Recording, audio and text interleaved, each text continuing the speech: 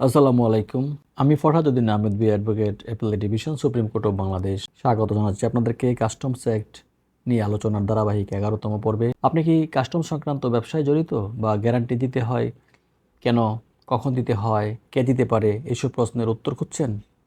তাহলে আপনি ঠিক জায়গাতে এসেছেন। আজকে আমরা আলোচনা করব কাস্টমস আইন 2023 অনুযায়ী গ্যারান্টি সংক্রান্ত সব গুরুত্বপূর্ণ বিষয় নিয়ে।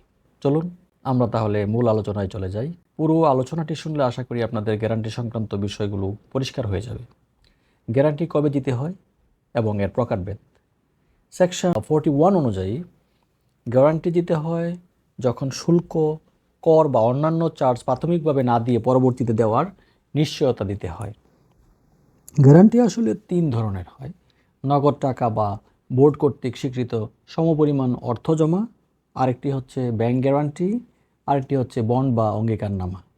কাস্টমস কমিশনার নির্ধারণ করেন কতদিন পর্যন্ত গ্যারান্টি বহাল থাকবে।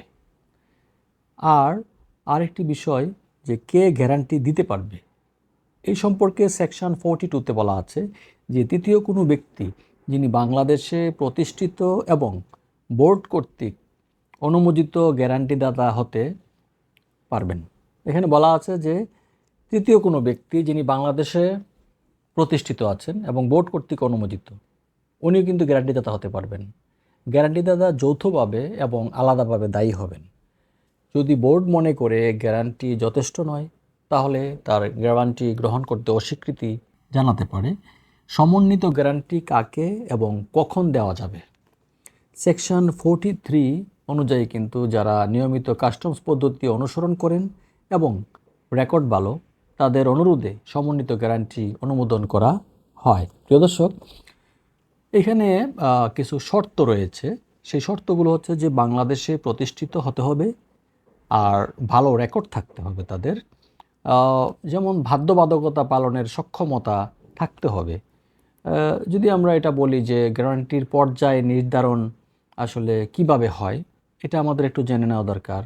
সেকশন 44 অনুযায়ী আমরা কাস্টমস কমিশনার ঝুঁকি নিরূপণের মাধ্যমে দেখি যে গ্যারান্টির পরিমাণ নির্ধারণ করেন।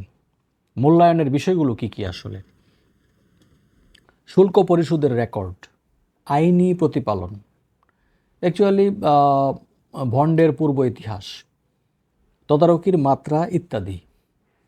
ঝুঁকি কম হলে গ্যারান্টি থেকে অব্যাহতি পাওয়া যেতে পারে।